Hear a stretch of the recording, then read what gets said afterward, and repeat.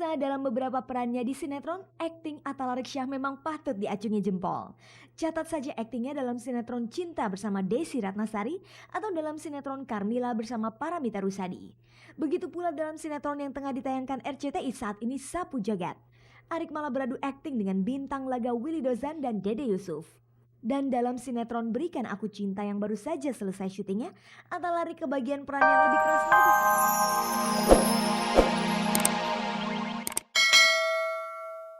Selamat sore pemirsa, jumpa lagi dalam tayangan paling bergengsi, Cek dan Dicek. Inilah program infotainment yang akan membuka cakrawala Anda tentang dunia selebriti. Seperti biasa, selama kurang lebih 30 menit ke depan, Anda akan ditemani oleh saya Fani Rahmasari untuk menyimak informasi aktual dan berita menarik dari dunia selebriti. Di antaranya tentang hubungan asmara Ine Febrianti dan kisah cinta Nola Ebitri dengan Glenn Fredly yang kandas di tengah jalan. Karirnya baru saja menanjak, Ine Febrianti sudah dibelit isu.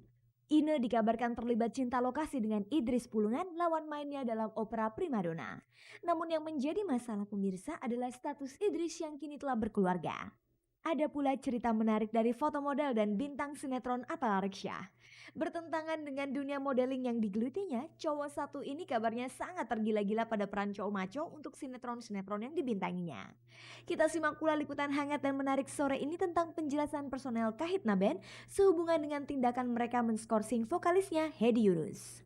Jangan lewatkan pula pemirsa berbagai kegiatan selebriti yang terangkum dalam agenda selebriti. Yang sangat menarik pemirsa, kisah cinta Nola Ebitri yang kandas dengan penyanyi Glenn Fredly. Kini Nola berpacaran dengan atlet bulu tangkis Taufik Hidayat. Pemirsa, setelah ditinggal sang pacar Galang Rambu Anarki untuk selama-lamanya, Ine Febrianti mengaku sulit untuk mencari penggantinya. Namun belakangan Ine dikabarkan menjalin hubungan serius dengan Idris Pulungan, seorang anggota teater koma yang menjadi lawan mainnya dalam pementasan opera Primadona.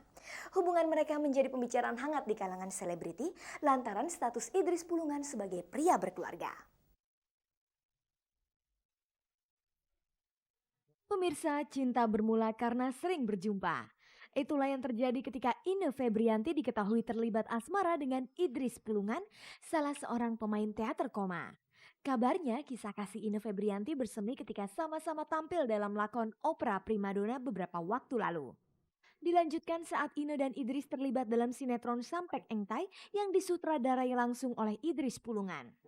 Kisah cinta ini lantas menjadi perbincangan hangat di kalangan selebriti karena status Idris Pulungan yang diketahui telah menikah dan punya 2 orang anak.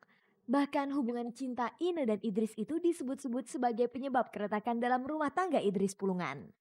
Begitulah pemirsa rumors yang saat ini tengah menjadi topik hangat di kalangan selebriti mengenai si cantik Ine Febrianti. Lalu bagaimana Ine dan Idris menanggapi hal tersebut? Saya cuma teman dekat gitu loh, teman dekat yang sangat dekat gitu, yang memberi kesan jadi seperti ada sesuatu gitu yang di antara kita gitu loh. Dia kan tipikal kalau senang sama seseorang ya, berteman gitu ya, udah seperti orang pacaran gitu loh. Itu yang membuat kesan kayaknya kayak lagi ada hubungan gitu loh. Padahal ya deket bener. Jadi saya tahu luar dalam dan dia juga tahu luar dalam saya gitu. Gue nggak pacaran karena gue deket sama dia, teman khusus boleh lah ya dibilang teman khusus, teman sharing, teman minta pendapat. Dibilang jatuh cinta juga enggak gitu. Karena kita sering bareng, sering sharing bareng, sering kerja bareng gitu. Jadi ya dekat. Ada asap tentulah ada api. Ada isu tentu saja ada sebabnya. Meski membantah berpacaran, namun secara tersirat Ine dan Idris memang mengakui adanya pertemanan istimewa di antara mereka. Saya mengagumi dia dan dia sangat mengagumi saya. Nggak tahu dari mana, tapi saya sangat mengagumi dia dan dia juga mengakui kepada saya sangat mengagumi saya. Padahal kita baru bertemu berapa bulan gitu. Mungkin ya iya gitu karena gue nggak mengagumi dia sebagai ya kakak lah mungkin ya. Banyak yang ngasih gue masukan gitu-gitu. Kalau dia ngagumin gue dalam hal lain ya gue nggak tahu. Adakah kedekatan yang seperti itu yang akhirnya membuat istri Idris menjadi cemburu dan berbuntut dengan keretakan dalam rumah tangga pemain teater koma tersebut?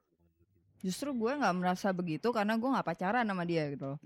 Gue dekat dan gue tahu kondisi rumah tangganya dia seperti apa gitu. Ya dia sering sharing sih, sering cerita. Dia udah nggak nggak sama istrinya segala macam, dan gue nggak mau tahu tentang itu karena itu pribadinya dia ya. Saya nggak mau dikotak-kutik soal pribadi keluarga saya ya.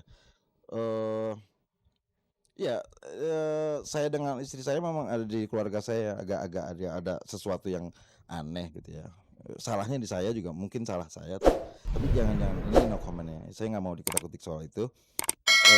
Tetapi tidak ada kaitannya sama sekali. Nggak ada kaitannya sama sekali soal saya dengan Ine. Idris memang mengakui bahwa Ine memiliki arti istimewa bagi dirinya. Nah, saya berkesan berteman dengan dia. Saling backup lah gitu loh. Sangat sangat khusus. Mau ngomong apa lagi? Masa saya mau bohong-bohongin? Sangat khusus gitu. Dan saya menemukan kecocokan dengan Ine. Salah. Mentantang dia perempuan, mentantang dia selebriti misalnya gitu kan. Ine sendiri bicara tentang cinta yang dipahaminya seperti melukiskan kedekatannya dengan Idris. Gue nggak bisa mendefinisikan cinta, cuma yang bisa ya yang gue rasain aja. Gue suka sama seseorang, terus gue bisa sharing sama seseorang, dan gue udah ketergantungan sama orang itu, mungkin itu bisa dikatakan cinta. Karenanya bagaimana jika suatu saat kedekatan itu akan menumbuhkan benih cinta di antara mereka? Jauh nggak bertentangan sama prinsip, dan sejauh emang diperbolehkan ya, dan kita sendiri emang suka. Tapi sejauh itu kan ada lingkungan gitu yang menjudge kita, yang batasan-batasan kita kan di ruang lingkungan gitu. Bahasa gue kok gini sih? Grogi gue. Keintiman Ine dan Idris saat ini memang tengah menjadi sorotan di kalangan selebriti. Lantas bagaimana mereka menghadapi masalah tersebut? Show masih gone, biarin aja orang mau ngomong apa. Yang penting saya tetap bersahabat sama dia. Saya kan cuek ya orangnya, terserah lah orang mau ngomong apa. Indah pun seperti itu, makanya kita sejalan gitu. Terserah bapak-bapak, ibu-ibu, yang penting gue berteman sama dia. Dan dekat, emang dekat.